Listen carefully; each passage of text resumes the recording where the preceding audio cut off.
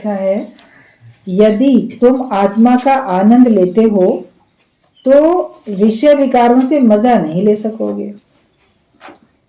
अगर आप आत्मा के आनंद में हैं तो आपको संसार में माया में आनंद नहीं आएगा, विषयों से विकारों से आपको आनंद नहीं आएगा, मतलब मजा नहीं आएगा, अच्छा नहीं लगेगा।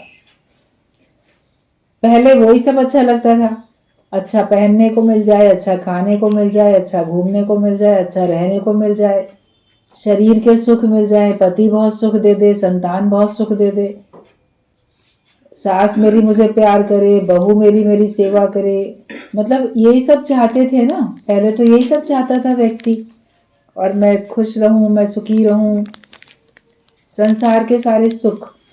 तो विषय और विकार, 5 विषय और 5 विकार, शब्द स्पर्श रूप रस गंध, इनके द्वारा हम सुख ले रहे हैं। मुझे प्रशंसा के शब्द सुनने को मिल जाए तो मन बड़ा सुखी हो गया, और वहीं निंदा के मिल गए शब्द तो बड़ा दुखी हो गया। तो हम विषयों से सुख ले रहे हैं ना, विषयों से मजा ले रहे हैं। कोई बड़ी प्रशंसा कर रहा है, बड़ा मन में अच्छा लग रहा है, देखो मैं क्या नहीं हूँ। निंदा कर रहा है कोई, अरे ये कितना खराब है, मेरी निंदा करता है। तो शब्दों में अटके हुए थे, ऐसे स्पर्श में, रूप में, रस में, गंध में।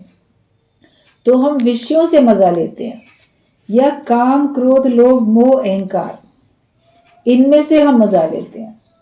काम उसके अधीन होते हैं तो बड़ा आनंद आता है, बड़े मजा आ रहा है, बहुत अच्छा लग रहा है, काम मेरा पूरा हो रहा है, और किसी भी प्रकार की कामनाएं पूरी हो रही हैं तो बड़ा हम खुश हो रहे हैं। क्रोध मैं कर रहा हूँ, कोई मेरे क्रोध से दुखी हो रहा है, डर रहा है, भयभीत हो रहा है, तो बड़ा मजा आ रहा है। देखा मैं ऐसा निगाह ऐसी करता हूँ, अगला इंसान एकदम चुप हो जाता है, मेरे क्रोध के आगे कोई ठहर नहीं पाता। तो क्रोध कर रहे हैं तो क्रोध करने का भी मजा ले रहे होते हैं। दूसरा तुम पे करेगा तो तुम मजा नहीं लोगे क्रोध का, लेकिन तुम किसी और पे करोगे तो तुम्हें बड़ा अच्छा लगेगा, देखा मैं कितना बलशाली हूँ, प्रभावशाली हूँ, मैंने इसके ऊपर क्रोध किया, अब मेरे क्रोध से सब डरते हैं, मेरे क्रोध के आगे कोई टिक नहीं सकता, सब मेरे हिसाब से चलते हैं। तो क्रोध से भी मजा ले रहे होते, काम से मजा लेते हो, क्रोध से लेते हो। लोभ से बड़ा मजा आता है, लोभ लालच पूरा होता रहता है, बड़ा मजा आता रहता है, और मिला और मिला, देखो मुझे कितना सब कुछ मिल रहा है, प्रारब्ध से भी मिल रहा है, मेहनत करने से भी मिल रहा है, अब मेरे पास सब कुछ है, और मिले तो खुश होते रहते हैं।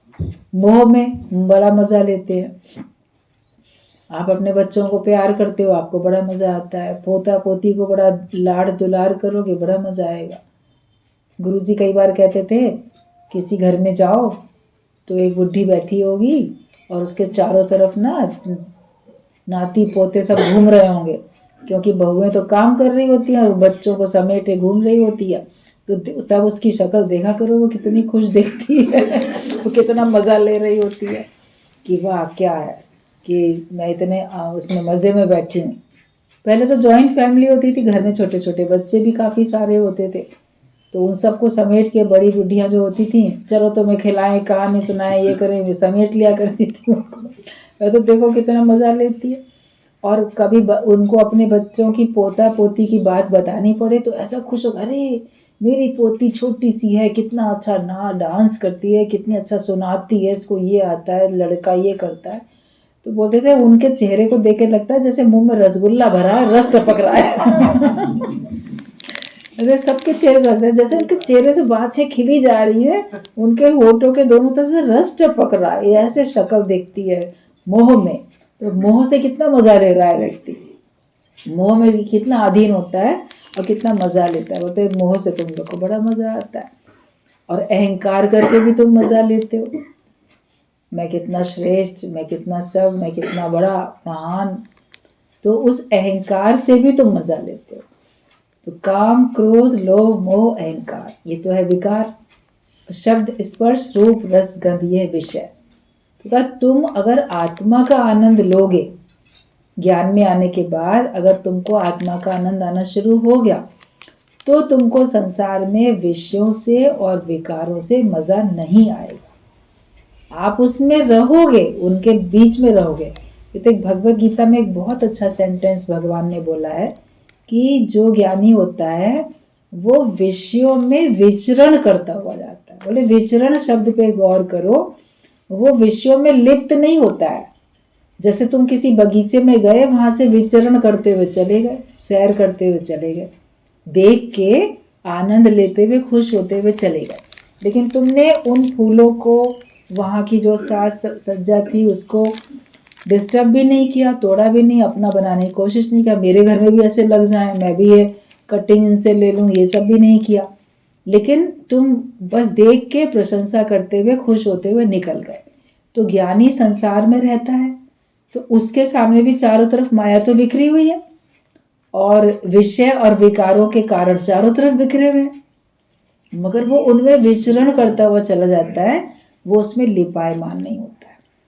तो उसको भी अपने आनंद के लिए, अपनी प्रसन्नता के लिए या अपने मनोरंजन के लिए उसको विषयों की और विकारों की आवश्यकता नहीं पड़ती है, क्योंकि वो अपनी आत्मा से, अपनी आत्मा में संतुष्ट रहता है।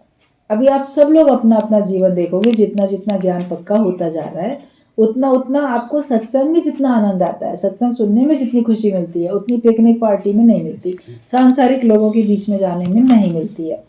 और गुरु के साथ, सत्संगियों के साथ हो तो फिर भी आपको आनंद आएगा, क्योंकि उसमें बहिर्मुखता होते हुए भी अंतर्मुखता होती है। और जगत में तो बहिर्मुखता है, वो उनका सुख बाहर का है, और यहाँ आप सुख का स्वरूप हो, आनंद के स्वरूप हो, और अपने ही आनंद को आप सबके साथ मिल बांट के उसको उपयोग कर रहे हो। मतलब जैसे आपके पास अपना ही लड्डू है, और अपने लड्डू को आपने किसी प्लेट में, कटोरी में, थाली में रख के, उसी में रख के तोड़ के आप खा रहे हो, तो है तो तुम्हारा अपना लड्डू, प्लेट थाली कोई दूसरी है। तो परिस्थिति कैसी भी बनी हुई है, बानक कैसे भी बने हुए हैं, लेकिन उसमें आनंद तो तुमने अपना रखा, आनंद रूपी लड्डू तुमने अपना ही रखा है। तुम बाहर से आनंद नहीं लेते हो। बोलते I enjoy my self not the party, मैं अपने आप से एंजॉयमेंट लेता हूँ, मैं बाहर की महफिल से, पार्टी से मजा नहीं लेता हूँ। ये ज्ञानी की स्थिति होती है। वो सबके बीच में रहता, दिखता भी है, वो सबको आनंद दिलाता है। अगर ज्ञानी कहीं जाता भी है, गुरु कहीं जाते भी हैं, तो अपना रस लेने के लिए नहीं, लेकिन दूसरे को विषयों के, विकारों के रस से छुड़ाने के लिए, और दूसरों को सच्चा आत्मा का रस दिलाने के लिए जाते हैं। तो वो दूसरे को आनंद देने के लिए, दूसरे की प्रसन्नता के लिए जाते हैं, वो अपने लेने के लिए नहीं जाते कि उनको खुद को कुछ चाहिए, उन्हें कुछ खुद चाहिए ही नहीं। दादाजी बोलते थे कि हम तो आराम से बैठे हैं, भाई तुमको आवश्यकता है तो तुम हमको ले जाते हो, तुम ही कहते हो कि यहाँ चलो, इसके घर सत्संग करने चलो, इस शहर में चलो, वहाँ चलो, तो हम तो तुम्हारे हिसाब से चलते रहते हैं।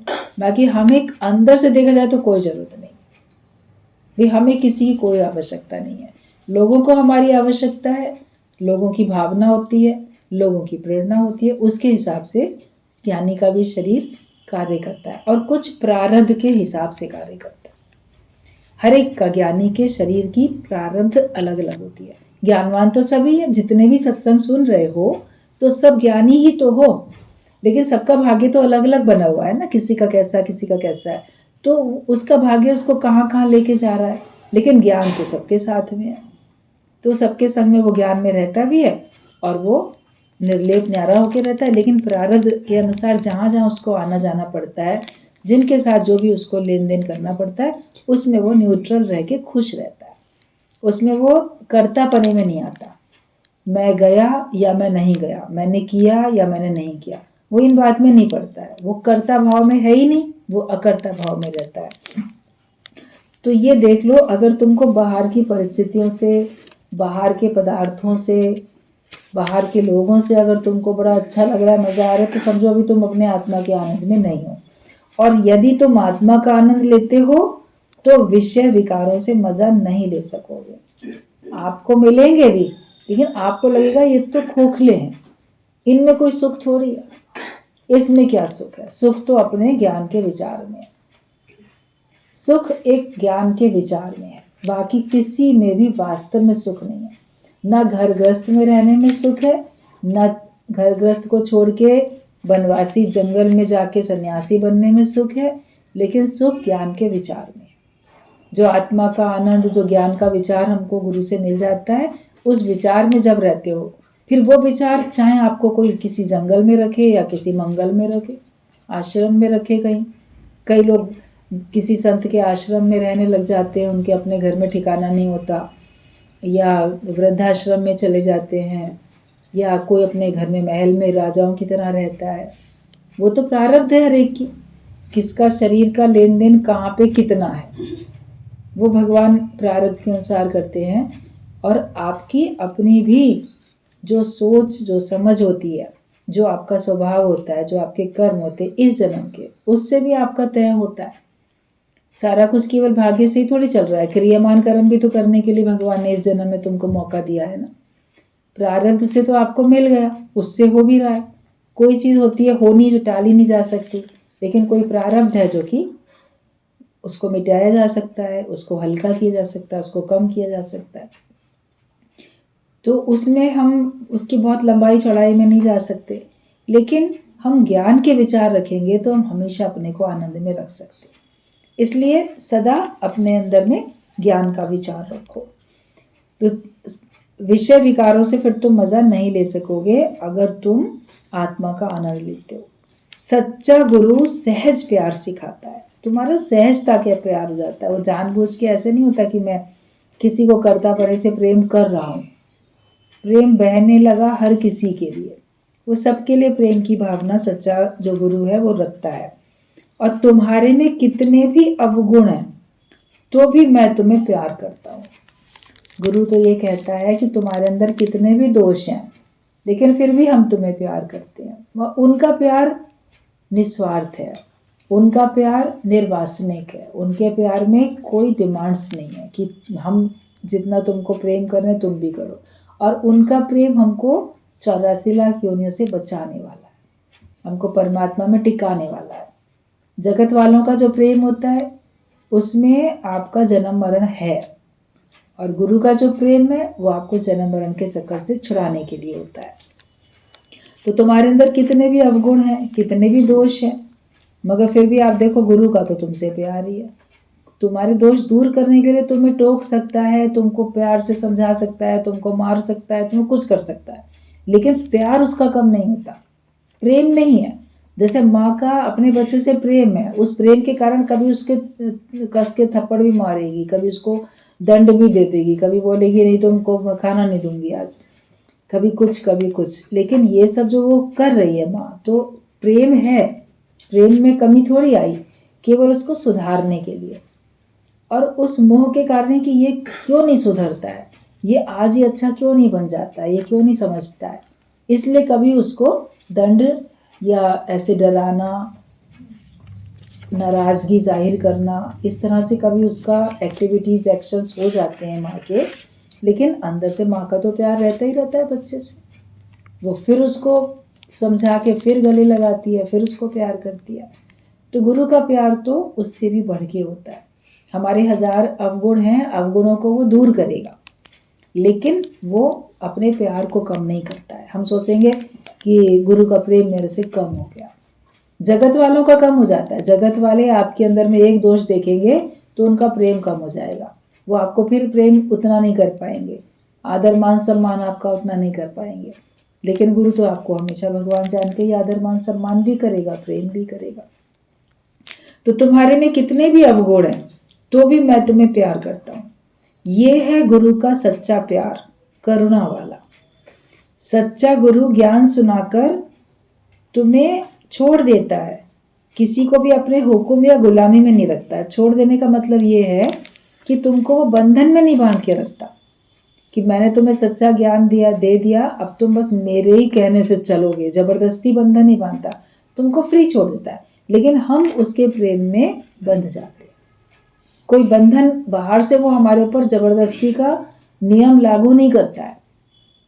कहते ठीक है तुमने ज्ञान ले लिया, अब तुम्हारी मर्जी, लेकिन हमारा प्रेम उससे बंधा रहता है, हम प्रेम की डोर से बंधे रहते हैं। गुरु तो प्रेम करता है, हम भी उससे प्रेम करते हैं। तो सच्चा गुरु जो है वो ज्ञान सुना के हमको निर्बंधन करता है, माया के बंधनों से भी और अपने स्वयं से भी वो आजाद कर देता है कि तुमको मेरे से भी अटकने की, बंधने की जरूरत नहीं है। मैं भी तुमको क्यों अपने हुक्म में, कोई तुम मेरे नौकर नहीं, तुम मेरे गुलाम नहीं, मैं तुमको क्यों अपने हुक्म में चलाऊं। लेकिन हमारा मन कि नहीं, हम गुरु की आज्ञा में चलें, हमको कोई वो आज्ञा दे दे तो बड़ी खुशी की बात है, हमको उसकी सेवा करने का अवसर मिल जाए तो बड़ी अच्छी बात है, तो हम अपने प्रेम में बंधते हैं। तो सच्चा गुरु वो है जो किसी का मास्टर नहीं बनता, मतलब मैं तुम्हारा गुरु हूं ये बन के नहीं बैठता है। वो तुमको ज्ञान देके ज्ञानवान बनाता है।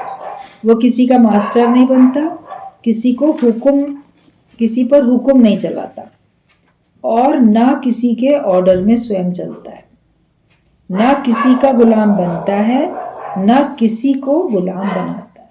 जो सच्चे गुरु होते हैं ना तो वो किसी के हुक्म में चलते हैं कि कोई उनको अपने गुलाम बना के चलाता रहेगा, उनको भी समझ है सच्चे गुरु को मुझे क्या करना है, मुझे क्या नहीं करना है। तो ना तो वो किसी के हुक्म में चलता है और ना किसी को अपना गुलाम वो बनाता है। सब जो आपस में दिखते हैं वो सब प्रेम से बंधे हुए हैं। जो भी हम सब लोग हैं एक प्रेम के कारण, प्रेम की डोर जो दिखती नहीं है उसके कारण एक दूसरे से बंधे हुए हैं। हम एक दूसरे का ख्याल रखते हैं, एक दूसरे की प्रसन्नता का ख्याल रखते हैं, और हम गुरु की आज्ञा में चलने में अपने को सुरक्षित महसूस करते हैं।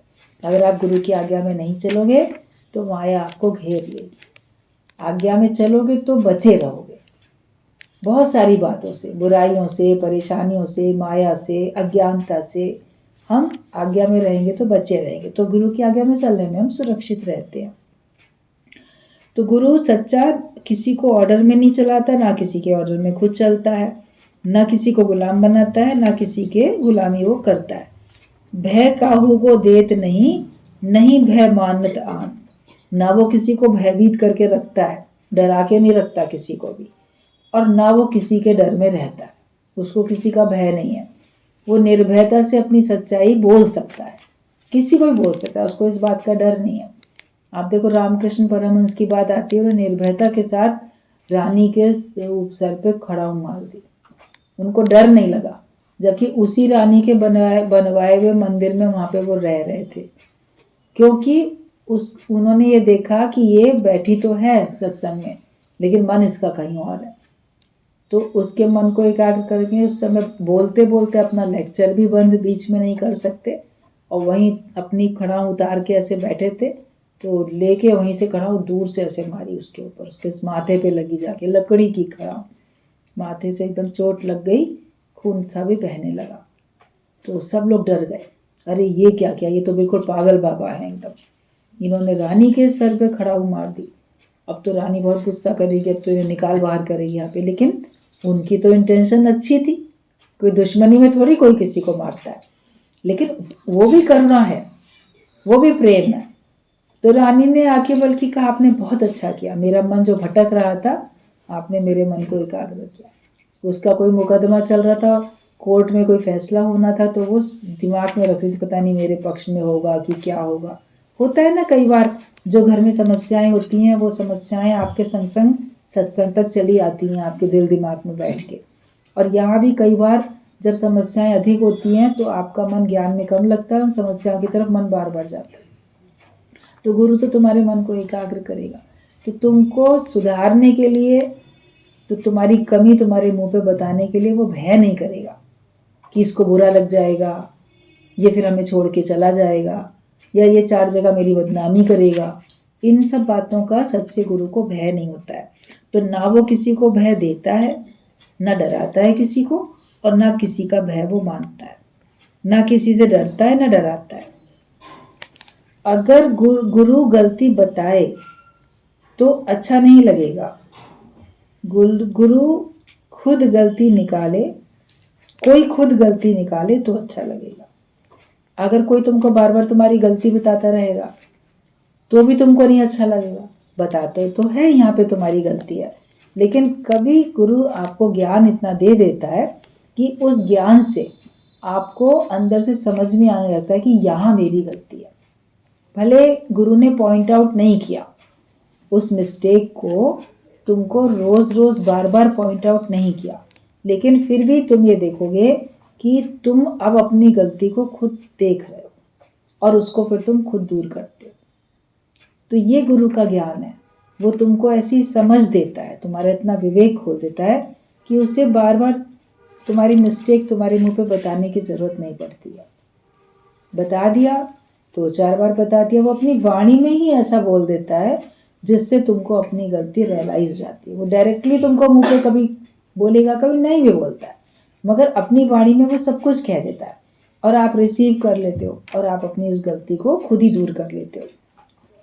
तो गुरु अगर गलती बताए तो अच्छा नहीं लगेगा, और खुद अपनी गलती निकालेंगे तो अच्छा लगेगा। जो अज्ञान में काम किए वो ज्ञानी होकर तुम्हें शोभा नहीं देते हैं। जो कुछ तुम अज्ञानता में काम करते चले आए थे, अब ज्ञानवान बन के वो सारे काम अब तुमको शोभा नहीं देते। तो ये अपने से समझो कि पहले मैं कौन से ऐसे काम करता था जो ज्ञान में आने के बाद मैं करूँगा तो मेरे लिए उचित नहीं है। आपको खुद पता चलेगा। इतना रोज का सत्संग सुनने के बाद क्या सही है, क्या गलत है, क्या करना चाहिए, क्या नहीं करना चाहिए, कैसे उठे बैठे, कैसे व्यवहार करें, ये सब आपको पता चलता रहता है, सुजागी मिलती रहती है और आप अपने को ज्ञानवान बनाते चले जाते हो। तो जो काम तुमने अज्ञानता में किए हैं वो ज्ञानी होकर तुम्हें शोभा नहीं देते हैं। अपने विकारों को देखो, दूसरे से नफरत नहीं करो, और अगर किसी के विकार दिखें तो उस पर करुणा करो। आपको अपने विकार देखने कि मेरे अंदर कौन सी गलती है, मेरे अंदर क्या मिस्टेक है। हमें अपनी गलती दूर करनी है ना, हम अपनी मिस्टेक दूर करें। हम दूसरे में गलती देखते हैं, फलाने ने ऐसे किया इसलिए मेरे को ये बोलना पड़ा, फलाने ने ऐसा काम किया इसलिए मुझको भी ऐसा करना पड़ा। तो हम पहले दूसरे को दोष देते हैं, उसकी वजह से ऐसा हुआ। कोई भी होता है, वो तो अज्ञानी व्यक्ति भी यही करता है। वो बोलेगा दूसरे को कि उसकी वजह से मैं तो चोर बना, उसकी वजह से परिस्थिति है भगवान की, इंसान की, कोई भी गलती निकाल देगा। दूसरे की वजह से मैं डाकू बन गया, उसकी वजह से मैं गलत रास्ते पे चला गया। अपनी गलती नहीं बोलेगा, लेकिन बोलेगा हमेशा दोष दूसरे को देगा। ज्ञानी दूसरे को दोष नहीं देता है। तो तुम्हें अपने विकार देखने कि तुम्हारे अंदर जीव भाव है, तुम्हारे अंदर विषय विकार है, तुम किसी विकार के, किसी विषय के अधीन हो, तुम किसी अज्ञानता के अधीन हो। तुम अपनी मिस्टेक दूर करो। कभी किसी को बोलो कि ये तुम ऐसा नहीं करो, तो कई बार क्या होता है, घर में बच्चे होते हैं, मान लो अगर माता पिता कोई बड़े लोग बोलेंगे किसी एक को सुधारने के लिए, देखो तुम ऐसे नहीं करना चाहिए, नहीं करो, तो वो बोलेगा फलाने भी तो ऐसा है ना, उसको क्यों नहीं कहते, उसको भी तो बोलो। भाई तुम्हारा छोटा बड़ा कोई जो भी भाई बहन है उसको भी तो बोलो ना, वो भी ऐसे करता है, तो उसको बोला जाएगा। लेकिन तुमसे कहा जा रहा है तुम तो सुधरो। मन बोलता नहीं पहले उसको सुधारो, दूसरे को, फिर मैं सुधरूंगा। मगर अब आपको पहले अपने को सुधारना, पहले हम आप सुधरें फिर औरों का सुधार करें। आपको देख के लोग सुधर जाएंगे। तो सत्संग में भी आप बोलोगे नहीं पहले उसको बोलो, पहले उसको बोलो। अपना मन यही बोलता है, दूसरे में गलतियां देखता है। तो दूसरे के गलतियां नहीं देखो, दूसरे की कमी नहीं देखो, तुम अपने को निर्विकारी बनाने में लग जाओ। तो अपने विकार देखो और दूसरे से नफरत नहीं करो। आप दूसरे से नफरत करते हो कि इसमें तो ये गलती, इसमें ये कमी, ये अच्छा नहीं है, सत्संग सुनने के बाद भी ये गलत काम करता है, अहंकार करता है या छल कपट करता है, कोई लोभ लालच में पड़ता है, जो भी विकार आपको दिखता है किसी का, तो आप फिर उससे नफरत करने लग जाते हो। तो हमारा काम किसी से भी नफरत करने का नहीं है। हर एक की अपनी अपनी करनी है और हर एक अपनी करनी का फल जो है भोग देगा। भोगे बिन छूटे नहीं कर्म गति बलवान। तो हर एक अपना अपना कर रहा है, तुम्हें क्या जरूरत है। तो तुम्हें सिर्फ अपने विकार देखने हैं और दूसरे से हमको नफरत नहीं करनी है। और जिसके विकार तुमको दिख रहे हैं, मान लो कोई ऐसा है आपको दिखता है कि हाँ इसमें इतनी गलतियां हैं, तो उसके विकार देख के उससे नफरत नहीं करनी है, उसके विकार देख के आपको उसके ऊपर करुणा आनी चाहिए। मतलब ये भाव आना चाहिए कि ये इन बुराइयों से छूट जाए, इसको सही समझ मिल जाए और ये इन गलतियों से, इन पाप से, इन बुराइयों से ये छूट जाए। और कैसे छूटे, इसके लिए मैं क्या उपाय करूं, वो आपको सोचना चाहिए। अपनी ओर से कोशिश ये रहे कि अगला ज्ञानवान बने। बाकी जो अपने पे कृपा करेगा तो बनेगा ज्ञानवान, लेकिन तुमको तो अपनी ओर से ये कोशिश करनी है। तो कोई भी अगर आप देखो अज्ञानी व्यक्ति जिसके अंदर बड़े दोष हैं, तो उसके प्रति आप नफरत नहीं लेकिन करुणा का भाव रखो। बस ये भाव कि ये भी छूट जाए। आपके द्वारा अगर उसको सुधरना होगा तो वो आपके द्वारा सुधरेगा, आपके द्वारा नहीं सुधरना होगा तो भगवान किसी के द्वारा इसको सुधार दे। कभी कोई व्यक्ति के द्वारा सुधरता है, कभी परिस्थितियां आती हैं उनसे वो सुधरता है, उसको अपने अनुभव ऐसे मिलते हैं तो वो सुधरता है। सबको जब जैसा होता है, लेकिन हमें किसी से भी नफरत नहीं करनी है, सबके लिए अच्छी भावना हमको रखनी है। ये हमारा काम है। हम अपना काम करें, भगवान अपना काम कर ही रहे हैं और जगत वालों को जैसा करना है वो वैसा करते चले आ रहे हैं। सबसे लोगों को करना है। तो गीता भगवान का